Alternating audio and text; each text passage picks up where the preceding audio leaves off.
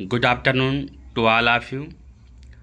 यह वीडियो आपके लिए बहुत महत्वपूर्ण होने वाला है, एक भी पॉइंट छोड़िएगा मत। चलिए, सबसे पहले हम लोग आधुनिक भारत में घटनाओं का प्रमुख आंदोलन के बारे में अध्ययन करेंगे। सबसे पहला पॉइंट हमारा क्रिप्स मिशन है। क्या है क्रिप्स मिशन? क्रिप्स मिशन मार्च 1942 में हुआ। भारत छोड़ो आंदोलन 8 अगस्त 1942। सन आप सबको तो शायद याद होगा, लेकिन ये मंथ और डेट भी आपको याद रखने की ज़रूरत है। आज़ाद हिंद फौज सितंबर 1942। पाकिस्तान दिवस 23 मार्च 1943।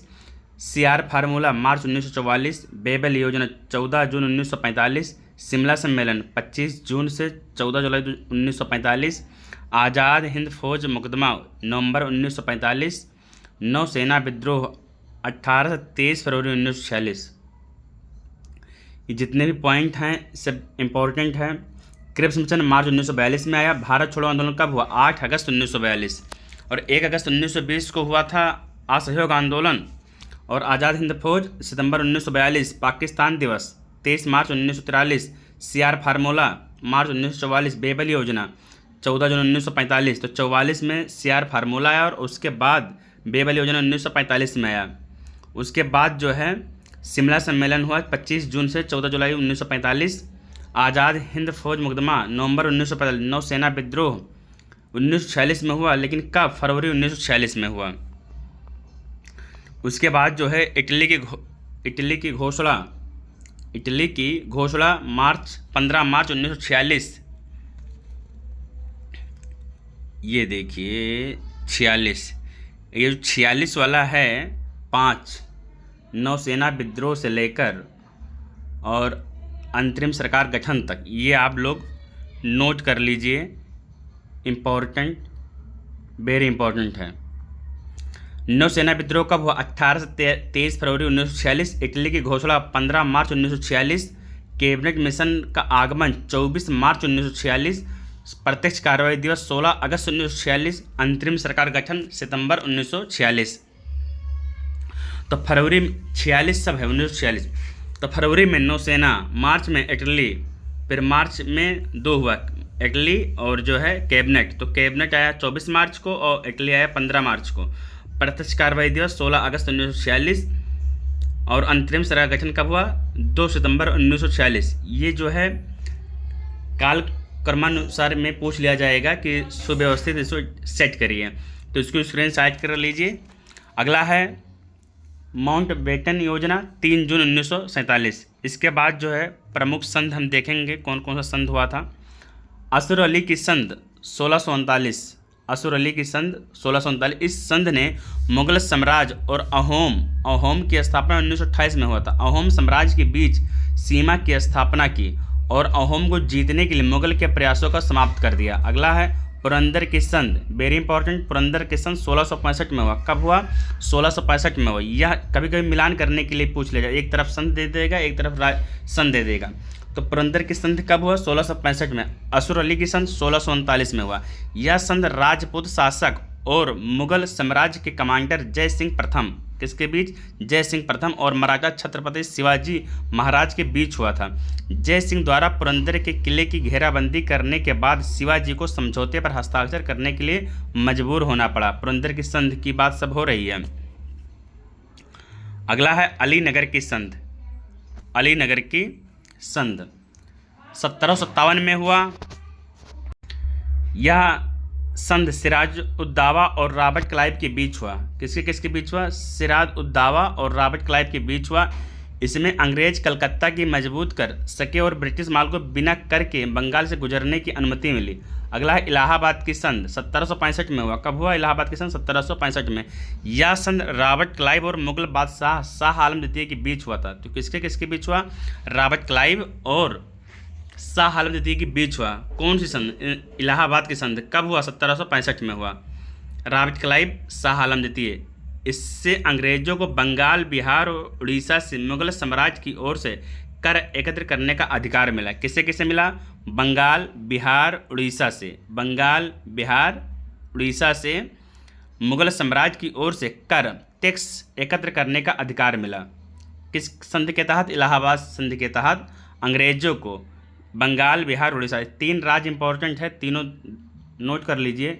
बंगाल, बिहार और उड़ीसा मुगल साम्राज्य की ओर से टैक्स जो है एकत्र करने का अधिकार मिला। अगला पॉइंट है हमारा मद्रास की संधि। कब हुआ मद्रास की संधि? 1769 में हुआ। बंगाल की संधि जो है, मद्रास की संधि 1769 में हुआ। पहले मैसूर युद्ध को समाप्त करने के लिए अंग्रेजों तथा मैसूर के हैदर अली के बीच यह संधि हुई। अंग्रेजों तथा मैसूर के हैदर अली के बीच संधि हुआ। संधि के तहत दोनों पक्ष जीते गए क्षेत्रों को वापस करने और तीसरे पक्ष के आक्रमण के मामले में एक दूसरे का समर्थन करने के लिए सहमत हुए। अगला है पुरंदर की संधि। कौन सी संधि? पुरंदर की संधि। ये पुरंदर की संधि 1665 में हुआ था। ये पुरंदर की संधि 1776 है। पुरंदर की संधि, यह संधि पहले आंग्ल मराठा युद्ध के पहले चरण को समाप्त करने के लिए अंग्रेजों और मराठों के बीच हुई थी। किसके बीच हुई थी? अंग्रेजों और मराठों के बीच हुई थी। यह संधि पहले आंग्ल मराठा युद्ध के पहले चरण को समाप्त करने के लिए अंग्रेजों और मराठों के बीच हुआ। अगला है वाटगांव की संधि। वाटगांव की संधि 1769 में हुआ। कब हुआ? 1779 में हुआ। यह संधि पहले आंग्ल मराठा युद्ध के दूसरे चरण को समाप्त करने के लिए अंग्रेजों और मराठों के बीच हुई थी। अगला है सालबाई की संधि 1782। साल, ये भी पूछा हुआ क्वेश्चन है। सालबाई की संधि, यह संधि प्रथम आंग्ल मराठा युद्ध को समाप्त करने के लिए अंग्रेजों और मराठों के बीच हुई थी। अगला है श्रीरंगपट्टनम की संधि 1792 में हुआ। यह संधि अंग्रेजों, लॉर्ड कॉर्नवालिस, मराठों, हैदराबाद और टीपू सुल्तान के बीच हुई थी। किसके बीच हुआ? कॉर्नवालिस, मराठा, हैदराबाद और टीपू सुल्तान के बीच हुई। इसने तीसरे आंग्ल मैसूर युद्ध को समाप्त कर दिया और मराठा हैदराबाद के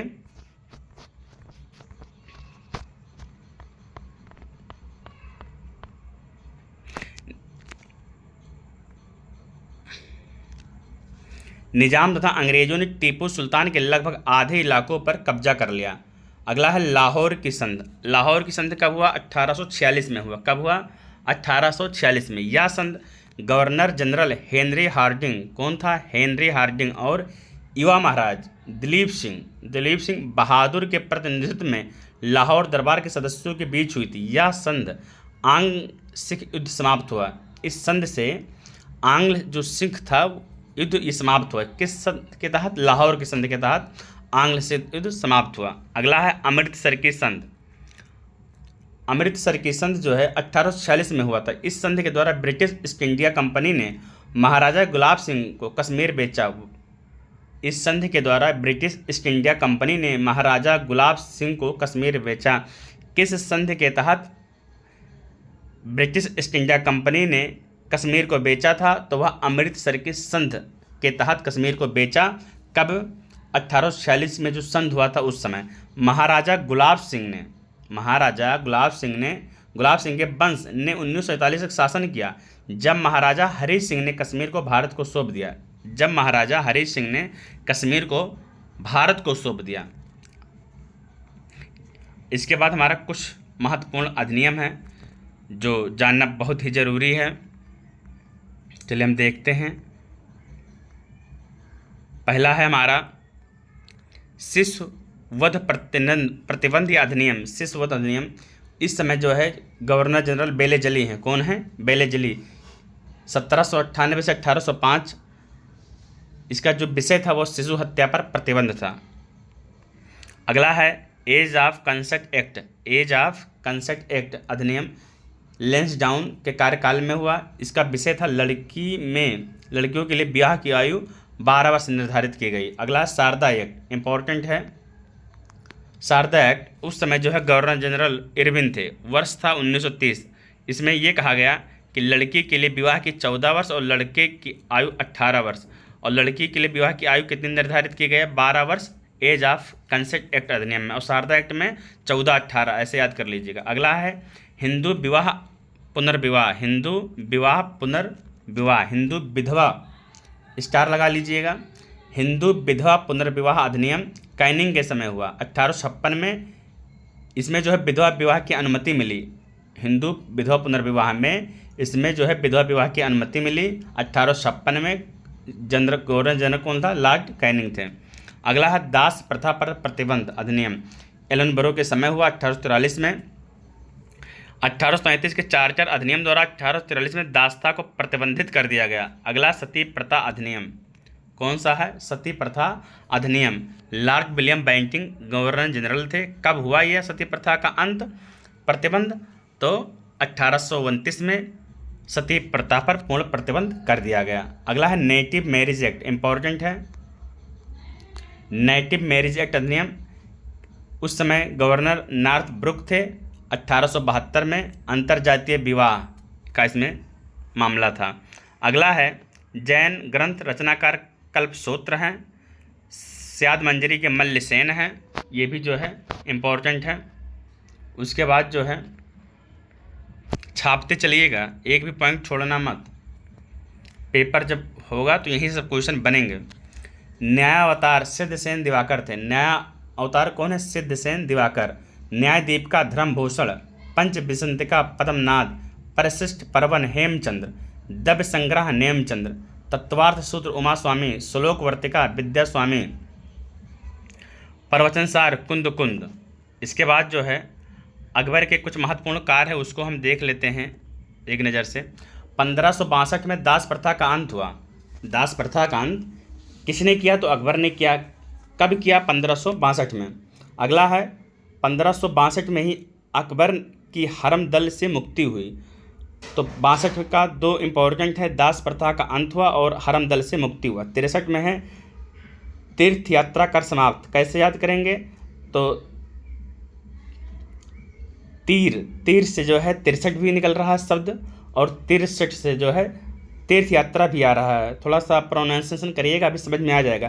तो ऐसे याद करिएगा, 63 से तीर्थ यात्रा, 63 तीर्थ यात्रा कर को समाप्त किया गया। अगला है 64 जजिया कर को समाप्त 64 में हुआ। तो 62 63 64 आप ऐसे याद करिए, 62 63 64। 62 में दास प्रथा का अंत हुआ, अकबर को हरम दल से मुक्ति, और फिर 63 से तीर्थ यात्रा, और 1564 में जजिया कर को समाप्त कर दिया गया। अगला 1571 फतेहपुर सीकरी की स्थापना एवं राजधानी फतेहपुर से स्थानांतरण कर दिया गया। तो 71 में फतेहपुर सीकरी की स्थापना एवं राजधानी परिवर्तन। 1575 इबादत खाने की स्थापना। 1575 में क्या हुआ? इबादत जो खाना था उसकी स्थापना हुआ। 1579 में मजहर की घोषणा। 1580 में दहसाल प्रणाली टोडरमल द्वारा हुआ। 1582 में दीवान इलाही की घोषणा हुआ। उसके बाद महत्वपूर्ण अभिलेख है, इसमें सब चीज़ को शामिल किया गया है। पहला हाथी गुम्फा अभिलेख। हाथी गुम्फा अभिलेख कलिंग राजा खारवेल से संबंधित है, वेरी इंपॉर्टेंट है। जूनागढ़ या गिरनार अभिलेख किससे संबंधित? रुद्रदामन। जूनागढ़ गिरनार अभिलेख रुद्रदामन। अगला है नासिक अभिलेख। नासिक अभिलेख किससे संबंधित है? गौतमी बलश्री। अगला है प्रयाग स्तंभ लेख समुद्रगुप्त। प्रयाग स्तंभ लेख समुद्रगुप्त। अगला एहोल पुलकेशिन। अगला है मंदसौर अभिलेख। कौन सा है? मंदसौर अभिलेख।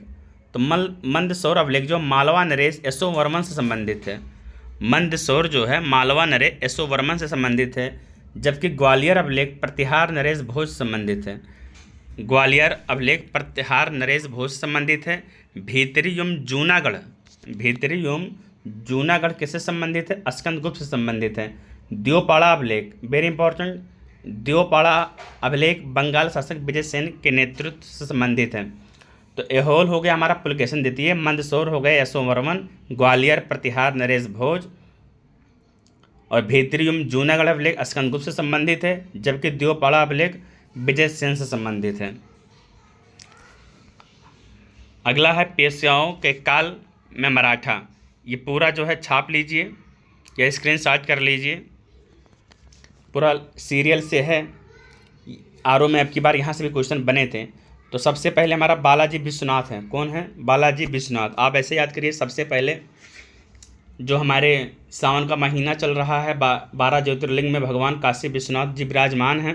तो सबसे पहले विश्वनाथ जी, देवाद महादेव, तो हमारा उसी से हो गया बालाजी विश्वनाथ। उसके बाद जो है बाजीराव प्रथम, विश्वनाथ के बाद बाजीराव प्रथम, फिर तीसरे नंबर पर है बालाजी बाजीराव, बालाजी बाजीराव।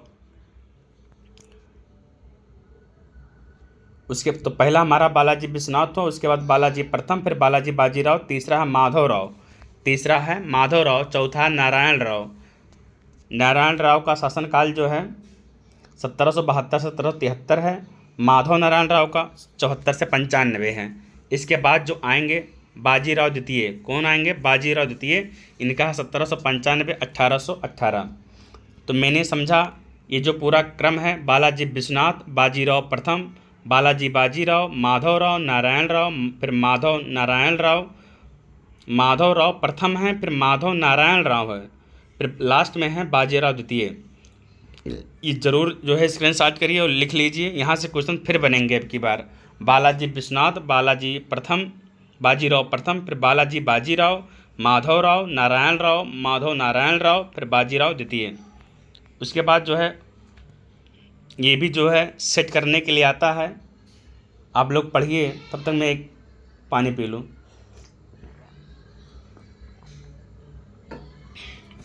चलिए क्लास कंटिन्यू करते हैं। अगला पहले बहादुर शाह हैं। इनका जो है पहले वो मुग़ल साम्राज्य के बाद जो उत्तर मुग़ल शासक हैं उनका हम पढ़ेंगे। वो बाबर, पहले इस पर जो है बाबर आए, फिर हुमायूं आए, अकबर आए, जहांगीर आए, शाहजहां आए, औरंगजेब। औरंगजेब के बाद की जो कहानी है उसे जो है उत्तरवर्ती मुग़ल शासक के नाम से जाना जाता है। तो इसमें जो है बहादुर शाह, जहांदार शाह, फर्रुख सियर, मोहम्मद शाह, अहमद शाह, आलमगीर द्वितीय, सालम द्वितीय, अकबर द्वितीय। इम्पॉर्टेंट पॉइंट है कि बहादुर शाह को शाह बेखबर कहा जाता है। क्या कहा जाता है? शाह बेखबर कहा जाता है। जबकि जहांदार शाह को लंपट मूर्ख कहा जाता है, लंपट मूर्ख। फर्रुख सियर को घृणित कायर कहा जाता है। मोहम्मद शाह को रंगीला कहा जाता है। क्या कहा जाता है? रंगीला। तो 4 पॉइंट इसमें ध्यान रखना। बहादुर शाह को शाह बेखबर, जहांदार शाह को लंपट मूर्ख, फर्रुख सियर को घृणित कायर, मोहम्मद शाह को रंगीला कहा जाता है। अगर आपको ये पूरा ये याद है तो अगर ये नहीं याद रहेगा आपको सन, तब भी आप सेट कर ले जाएंगे। तो आपको हम एक ट्रिक बता रहे हैं, ट्रिक के माध्यम से आप, हमें उम्मीद है कि आप तैयार कर लेंगे अपना।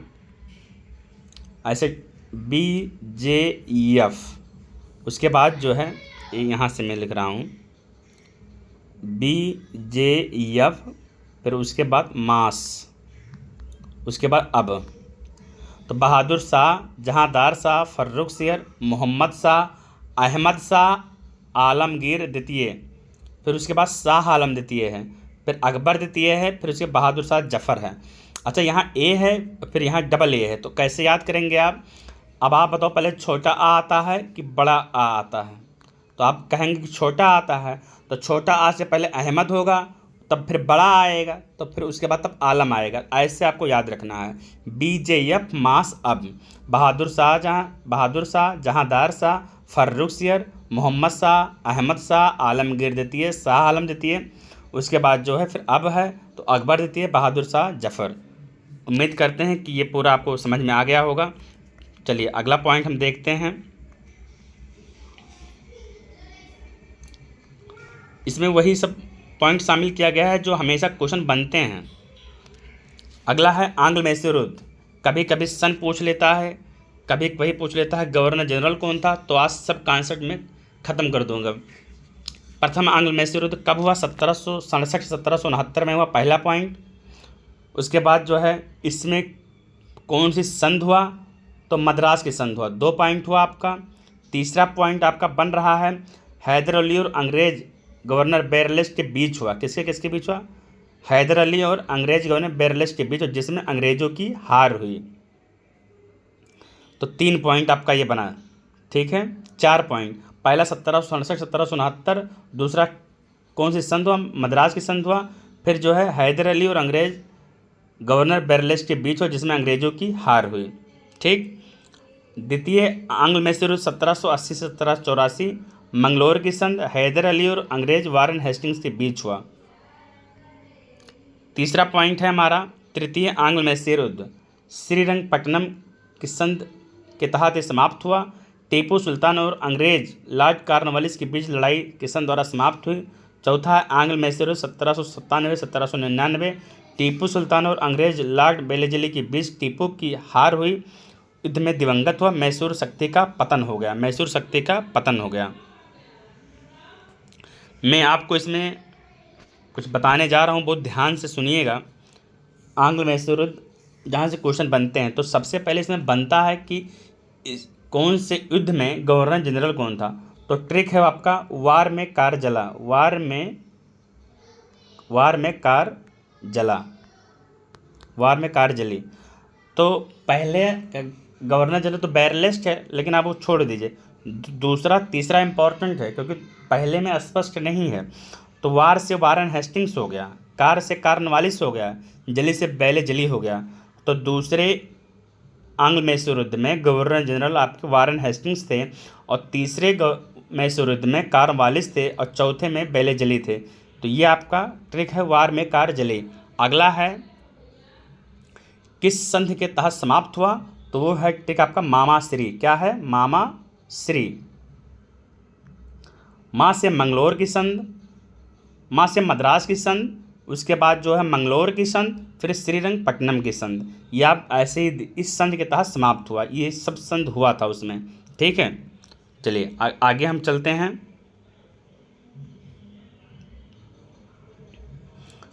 प्रमुख जो बौद्ध संगीत हुआ था ये देख लीजिए।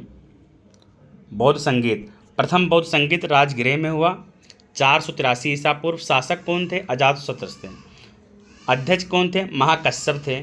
इसमें आनंद ने सुत्त पिटक की रचना की, जिसमें बुद्ध की शिक्षाओं का समावेश है। तीनों नोट कर लीजिए।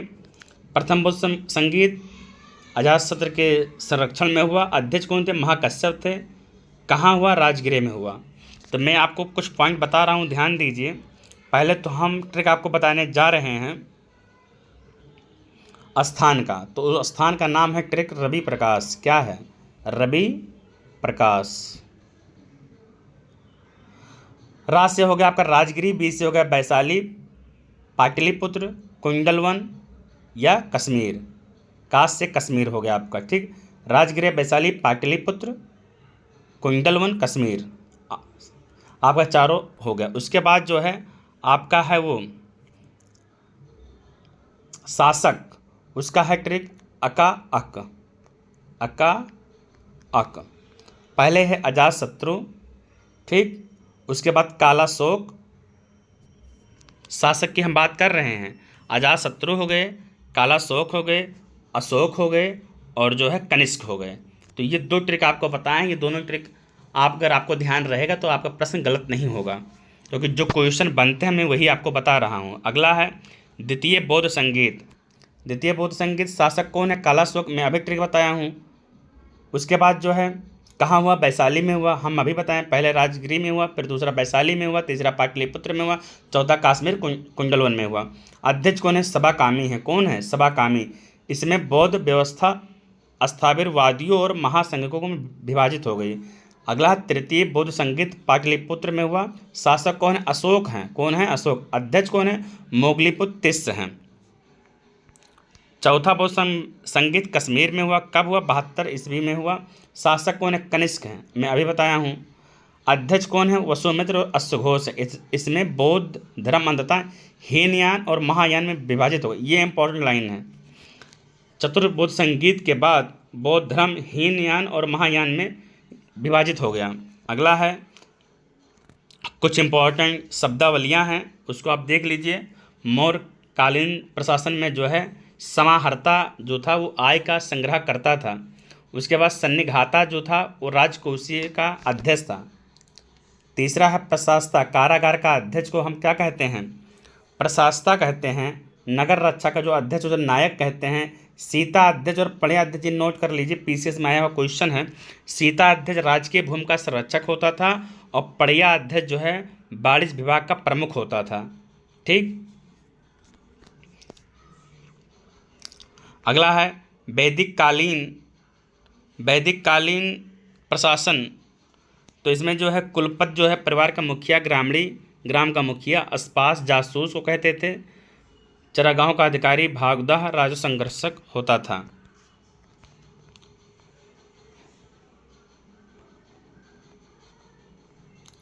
जीव गृह पुलिस अधिकारी ये लेखपाल से संबंधित थे। अथापत मुख्य न्यायाधीश संग्रहत्री कोषाध्यक्ष बढ़ई वाला काम करते थे।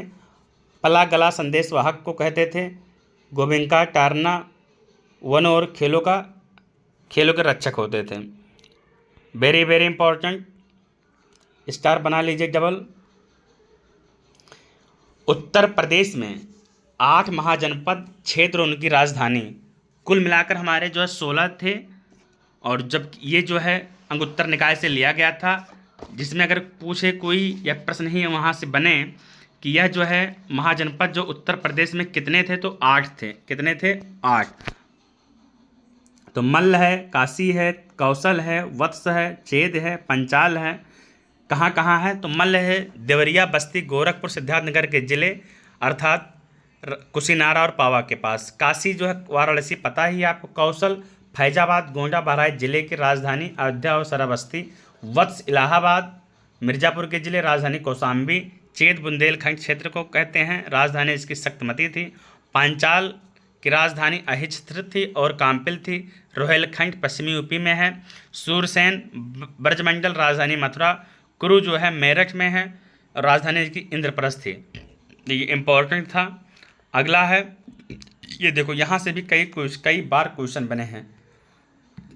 ये जो है सेट करने के लिए दिया जाता है कौन सा पहले है कौन सा बाद में है। तो गुप्तकालीन प्रशासनिक इकाई आरोही क्रम में है।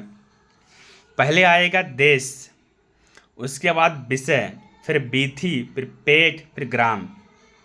ठीक है, पहले आएगा देश, फिर विषय, फिर बीथी, फिर पेट, फिर क्या आएगा? ग्राम। 4-5 बार आप बोलेंगे तैयार हो जाएगा। गुप्तकालीन प्रशासनिक इकाई जो आरोही क्रम में देश, विषय, बीथी, पेट, ग्राम 5 है। देश, विषय, बीथी, पेट, ग्राम। देश, विषय, बीथी, पेट, ग्राम। अगला है सैयद वंश के शासक। यहाँ से भी क्वेश्चन आया था आपकी बार, जो निरस्त हुआ परीक्षा हमारा। सैयद वंश की स्थापना खिरज खान ने कब किया था? 1414 में किया था। खिरज खान को रैयत आला कहा जाता है। क्या कहा जाता है? रैयत आला कहा जाता है। तो इसमें जो है मुख्य रूप से 4 लोग शासन किए हैं सैयद वंश में, ये देखते हैं। पहले खिरज खान आए 1414 से 1421, उसके मुबारक शाह आए 1421 से 1434, मोहम्मद शाह 1434 से 1445, अलाउद्दीन आलम शाह 45 से 51। ठीक, तो 1414 से 1451 में सैयद वंश का शासनकाल है। इसमें 4 लोग शासन किए हैं, खिरज खान, मुबारक शाह, मोहम्मद शाह और आलम शाह। 14 से 14 से 14 से 21, 21 से 34, 34 से 45, 45 से 51। ये आपका पूरा डाटा था सैयद वंश का। अगला है मध्यकालीन इतिहास की आधुनिक महत्वपूर्ण पुस्तक और उनके लेखक। ताज उल मासिर किसकी पुस्तक है? हसन निजामी की है। मासिर निजामी ऐसे याद कर ले, मासिर निजामी। तबकात ये नासिर के भाई सिराज। अफवाद उल फवाद अमीर हसन दहलवी। तारीख ये फ़िरोज़ शाही जियाउद्दीन बरनी। फतूहात ये फ़िरोज़ शाह तुगलक ने पुस्तक है। फतूहात उल सलातिन अब्दुल मलिक इसामी। तो ये जो है स्क्रीनशॉट कर लीजिए, यहाँ से कई बार क्वेश्चन बने हैं, फिर बनेगा। ताजुल उल मासिर हसन निजामी। तबकात ये नासरी मिनहाजुल सिराज। फवाद उल फवाद दहलवी हसन दहलवी। तारीख ये फ़िरोज़ शाही जियाउद्दीन बरनी की है। फतूहात ये फ़िरोज़ शाही किसकी है? फ़िरोज़ शाह तुगलक की है।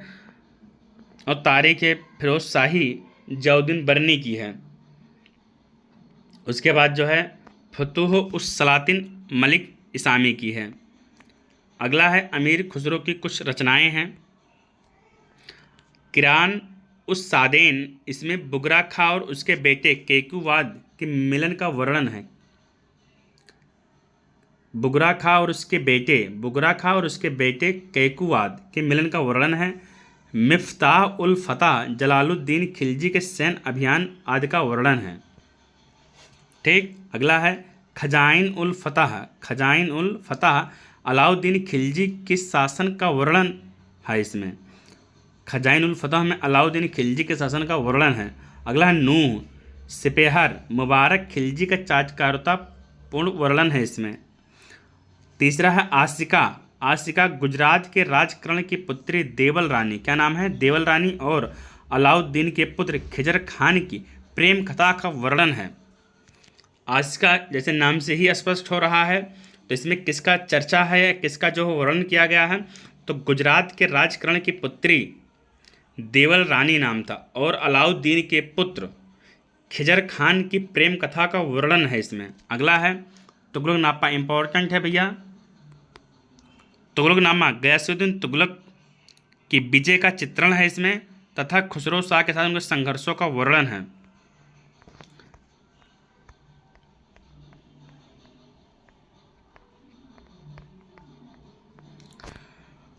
उसके बाद जो है अगला है अलाउद्दीन खिलजी के आक्रमण। शासक देवगिरी पर पहली बार आक्रमण 1296 में किसने किया, रामचंद्र ने किया। गुजरात 1299 में रायकर्ण ने किया। रणथंबोर 1301 में हम्मीर दियो ने किया, किसने किया, हम्मीर दियो ने। चित्तौड़ 1303 रतन सेन ने किया। मालवा 1305 महलक दियो ने किया। देवगिरी 1306 रामचंद्र ने किया। तो रामचंद्र एक देवगिरी 1306 में किए। उसके बाद देवगिरी पर पहला आक्रमण रामचंद्र ने ही किया था। देवगिरी पर पहला आक्रमण 1296 में, और देवगिरी का जो दूसरा आक्रमण हुआ था 1306 में, वो भी रामचंद्र ने ही किया था। अगला है वारंगल 1309 रुद्रदेव ने किया।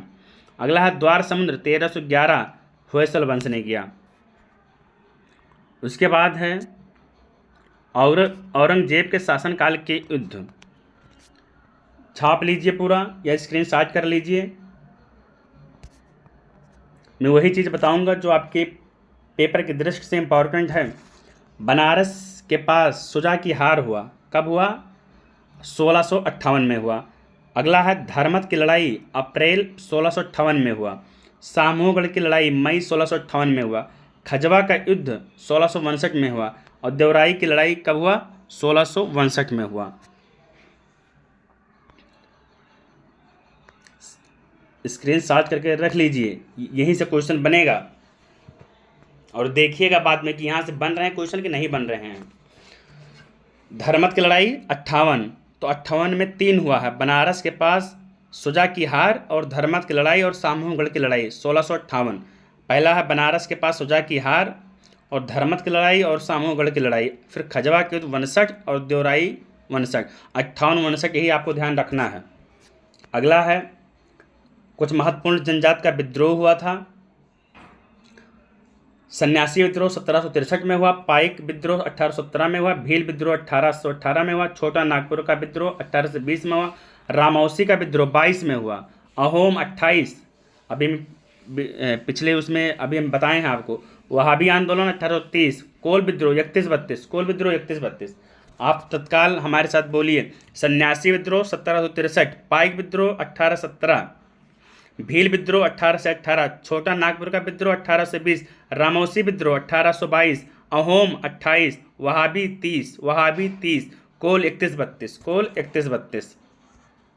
अगला है कुका विद्रोह। कौन सा विद्रोह, कुका विद्रोह 1840, संथाल 55, मुंडा 95, ताना भगत 1914, एका विद्रोह 21। देखो ये आपको नहीं भूलेगा आज के बाद, 21 लिखो उसके बाद एका लिखो, तो एका से 21 बोलो 2-3 बार, अभी अपने आप समझ में आएगा। एका 21, ठीक। तो एका विद्रोह कब हुआ, 1921। मोपला विद्रोह 1921 कहाँ हुआ, केरल के मालाबार में हुआ। रंपा विद्रोह 1922, ठीक, रंपा विद्रोह 1922।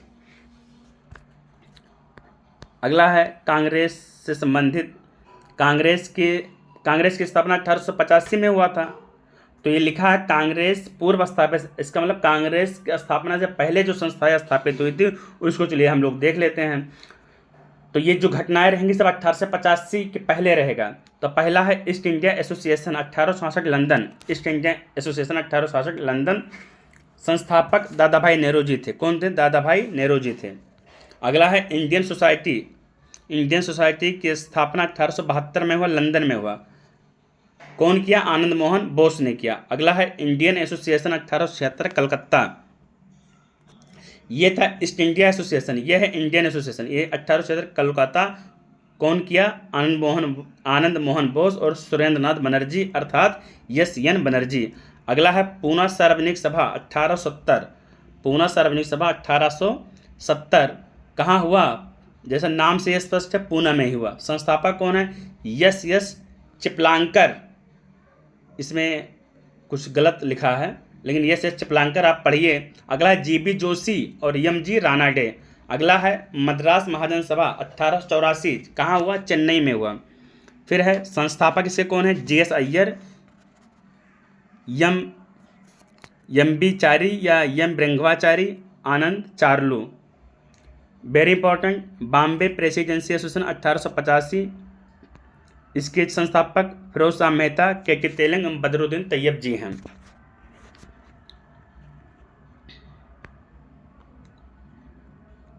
यहाँ से भी RO, ERO और PCS में क्वेश्चन बने हैं। 1857 का विद्रोह आप लोग सबको पता है, लेकिन अब ध्यान आपको ये देना है कि कौन जो स्थान है वो किस डेट को हुआ था। 1857 तो सभी को पता है, लेकिन अब आपको जो है मंथ आपको ध्यान में रखना है, क्योंकि मिलान करने के लिए इसके पहले जो PCS में आया हुआ था क्वेश्चन। तो बैरकपुर में जो हुआ था वो 29 मार्च 1857 को हुआ था। तो बैरकपुर से नेतृत्व कौन किया था? मंगल पांडे ने किया था। कब हुआ था? तो 29 मार्च 1857। लखनऊ 4 जून 1857। लखनऊ 4 जून। तो लखनऊ में कितने शब्द हैं? 4 है ही हैं। कितने हैं? 4। तो 4 जून को हो भी रहा है। किसने कौन किया?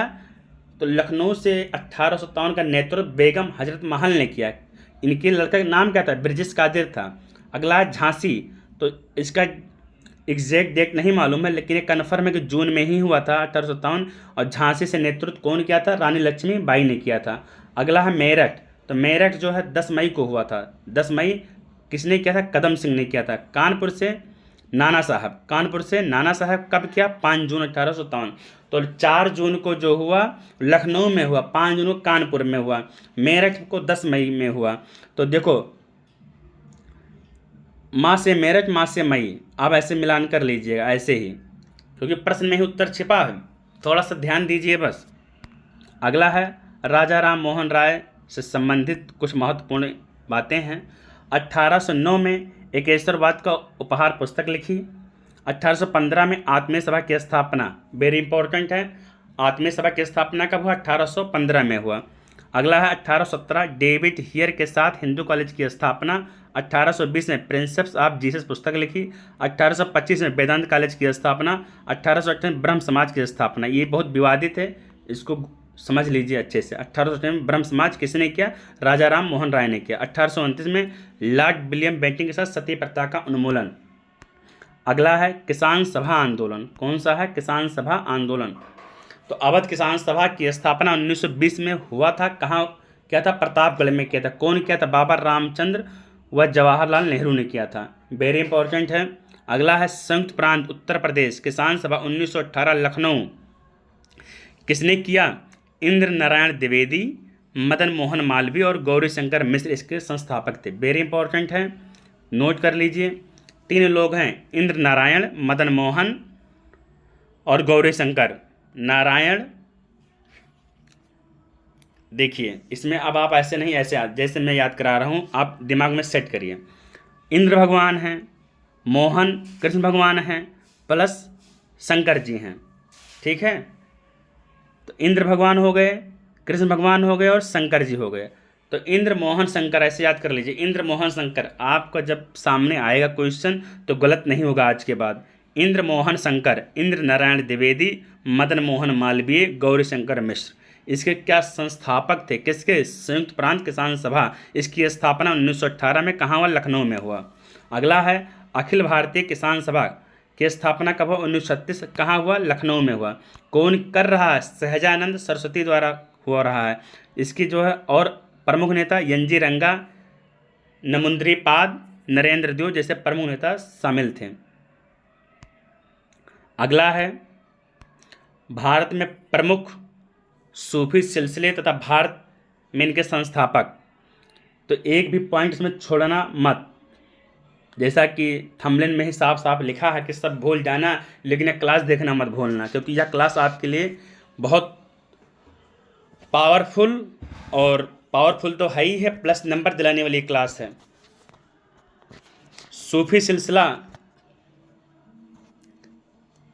एक तरफ सूफी सिलसिला है और एक तरफ संस्थापक है। तो पहले है चिश्ती। चिश्ती के कौन संस्थापक है? ख्वाजा मोइनुद्दीन चिश्ती। सोहरावर्दी के बहाउद्दीन जकारिया। कादरी सैयद मखदूम मोहम्मद जिलानी। सत्तारी शाह अब्दुल सत्तारी।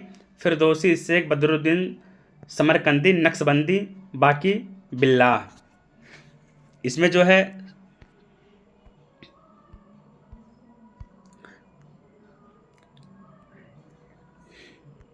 जो नक्शबंदी है, बाकी बिल्लाह, ये इंपॉर्टेंट है। फिरदौसी का भी इंपॉर्टेंट है। फिर जो है सोहरावर्दी का इंपॉर्टेंट, चिश्ती का है। तो चिश्ती ख्वाजा मोइनुद्दीन चिश्ती। सोहरावर्दी जकारिया। कादरी मोहम्मद जिलानी। सत्तारी अब्दुल्ला सत्तारी। फिरदौसी समरकंदी बदरुद्दीन समरकंदी। एक हैं बदरुद्दीन तैयब जी और एक हैं बदरुद्दीन समरकंदी। तो फिरदौसी के संस्थापक कौन हैं? तैयब जी नहीं हैं, समरकंदी हैं। नक्शबंदी बाकी बिल्लाह। उसके बाद जो है बाबर के काल की प्रमुख घटनाएं हैं। तो ये सब आपको पता है। पानीपत का प्रथम युद्ध, पानीपत का 3 युद्ध हुआ था। पानीपत का प्रथम, पानीपत का द्वितीय युद्ध, पानीपत का तृतीय युद्ध। 2656 अर्थात 1526, 1556, 1761। तो यहाँ लिखा है प्रथम युद्ध, तो 21 अप्रैल 1556 को हुआ। फिर है खानवा का युद्ध 17 मार्च 1527। फिर है चंदेरी का युद्ध 29 जनवरी 1528। घाघरा का युद्ध 6 मई 1529। बाबर की मृत्यु कब हुआ? 26 दिसंबर 1523 में हुआ। तो बाबर की प्रमुख घटनाएं थे जो आपके सामने मैं प्रस्तुत किया हूँ। पानीपत, खानवा, चंदेरी, घाघरा, उसके बाद मृत्यु हो गया।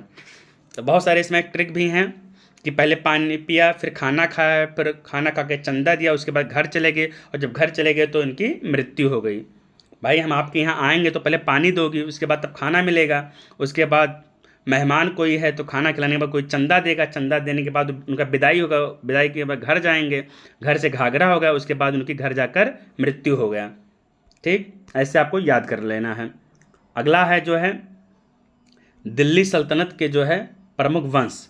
ठीक, इसको कैसे आप याद करेंगे? तो इसकी ट्रिक हम मैं बता रहा हूँ। GKTSL, गुलाम वंश, खिलजी वंश, तुगलक वंश, सैयद वंश, लोधी वंश, ऐसे याद कर लीजिए आप। GKTSL, ठीक है, GKTSL।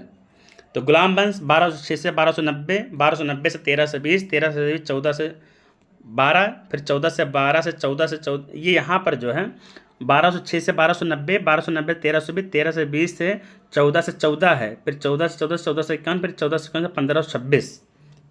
ठीक है, उसके बाद जो है